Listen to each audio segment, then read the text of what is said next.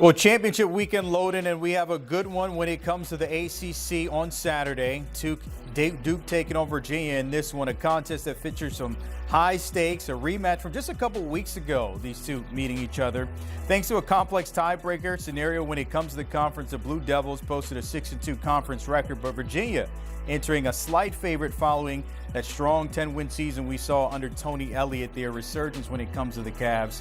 But back in August, if you told us that Virginia was going to be in the picture, I don't think a lot of people, including Vegas, saw it happening. 200-1 tied there with Boston College, and then you see Stanford 350-1 with Wake Forest when it comes to the ACC. All right, for more what we can see in Charlotte, joining us now, Jackie Franchuli from 24/7 Sports. She will be on site for the game this Saturday. But Jackie, just looking at the conference as a whole, it's been under a microscope for a couple weeks now, in and out, depending on who's in it when it comes to the conference game. Miami's out there as well. But how much pressure have you noticed on Virginia to make it in this weekend? I mean, for Virginia, they've just been the most consistent team in the ACC. When everyone's had their ups and downs, their loss in the conference was against the Wake Forest when their starting quarterback went out. The difference in this team is that if you look across the board, they probably average an age over 20 years old. So when you look at that, you can see that they thrive under pressure because they don't have those young guys, those inexperienced guys. Chandler Morris is 24 years old. You have a guy on center that is married. You have guys who are in the next phases of life. That has changed the dynamic in that locker room where you don't have 17, 18, 19-year-olds having most of those snaps. So when you say pressure for Virginia, I feel like they thrive under those conditions because they have that leadership and that senior leadership, that veteran experience, and guys that have competed in championships in other situations. Mitchell Melton came from Ohio State. Jaden Thomas came from Notre Dame. Chandler Morris came from TCU. All these guys have that championship level experience. They just happen to be all together now at UVA. It's so crazy because coming into Saturday, you just feel like everybody's been talking about Duke, what they can do to upset this, but forgetting about, Virginia's coming in as the better team statistically with those 10 wins there. Does it feel like it's one-sided? What have you heard from the guys in that conversation? Yeah, I feel like for me, I definitely hear a lot of questions about Duke, what Duke can bring. But Virginia is doing what they've done since the first game of the season. They were picked 14th in the pre-season polls. They've just been focusing on themselves. When you talk to them, they say, listen, we can look back at that Duke game, what we did earlier in the season. That doesn't matter. Those points don't carry over. We're just focusing on ourselves, making sure we don't hurt ourselves, making sure that we continue to focus on what we can do. And that's been the difference here. They don't want to listen to all the outside noise, right? They're trying to get better themselves, not making sure they don't do those undisciplined penalties. That is what they've been talking to among each other. And when I mentioned that senior leadership earlier, you have guys like Chandler Morris, guys like Sage Ennis, who was at Clemson with Tony Elliott before coming here with Virginia. So you have those guys really taking hold of that locker room and saying, okay, what we did yesterday doesn't matter right now. We're one win away from a college football playoff berth, so we need to perform our best in Charlotte on Saturday. You mentioned there when it comes to a team and that championship experience, that's where Tony Elliott comes in. We go back a couple years ago, his first couple years, just 6 wins the first 2 years, and then building a 5-win season just to get them to this point in the ACC title game with a 10-win season. Just take us through that road to now.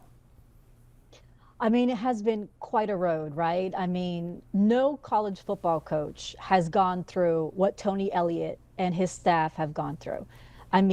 Their first true offseason, they had a tragedy.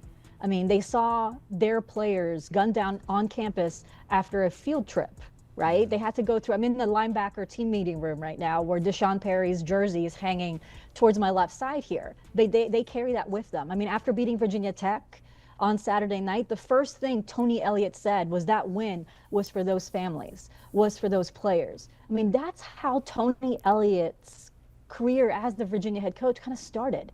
So coming from that moment, one of the darkest times where there's no playbook for anyone to go through that, to come to this moment where guys like Noah Josie, James Jackson, Antonio Clary, Jameer Carter, those guys that were teammates with those individuals are now playing for something and helping Tony Elliott set the foundation. That's a lot for this program. I know a lot of people talk about what this means in the football perspective, but for this program, this means a lot. more personally to these individuals. Even these guys who have come into the program through the transfer portal, over 30 players this offseason, all of them have bought into that. And it's that camaraderie that has made this program very different to cover.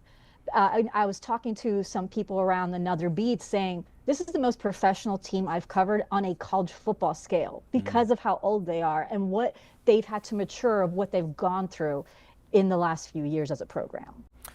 You don't have to go that far back to that first meeting. These two met in week 12. Obviously, UVA won that one 34-17, but the stakes are different. You know that, Jackie. It's higher and it's a different stage where you are contending for a title in the conference and maybe CFP when it comes to Virginia. But what have you been hearing from the Cavs in preparation to make sure, you know what, we're not thinking about week 12. This is a totally different team at this point. It's crazy, right? Two teams facing each other within 21 days apart. You know, last game out, Virginia did a really good job of holding that offense, right? They had, I think, less than 50 yards in that first half. Darren Mensah wasn't able to throw the ball. They did a great job of pressuring him. The one thing that, you know, they said was last time Duke didn't run the ball as much as they expected. So that could be something where they say that could be a matchup that they see, especially with linebacker Cam Robinson out for Virginia after he tore his ACL against Duke earlier this season. So that could be a matchup that you kind of see a little bit differently.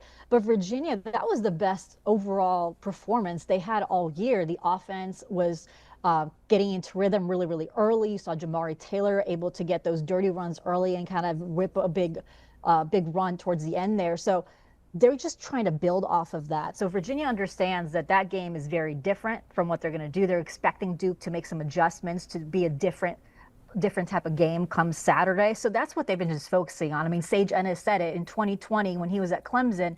Clemson, Notre Dame faced each other in the regular season, and because of the COVID season, Notre Dame and Clemson faced each other in championship. Clemson lost the first one, but then won the second one. So you have players on this team that understand the second time can be different. All right, that second time, Saturday night, 8 Eastern in Charlotte. Jack, I need you to give me a pick in this one. Which way will it go? I'm picking Virginia just because they've been the most consistent team in the ACC, and I've kind of hammered it home. This is a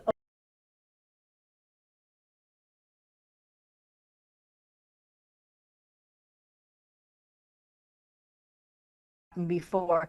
This is a new team. 30 new faces came into this program, and most of them are in their 20s. That has changed the dynamic in the locker room. So when you say pressure, when you say that things can go wrong, this is a team that has shown that they can win those close games. I mean, they've had 3 overtimes in 4 games. I mean, they know how to handle the pressure. So I'm picking Virginia. Virginia's 9-1 in the last 10 matchups between the two sides. We will see how that pans out in Charlotte. Jackie Franchuli, appreciate your time checking in. We'll see how that pans out in the ACC Championship. But don't forget, the conversation continues in everything in college football leading into championship weekend. You can get access there on that YouTube page. All you got to do is look to your right, use that QR code, and subscribe.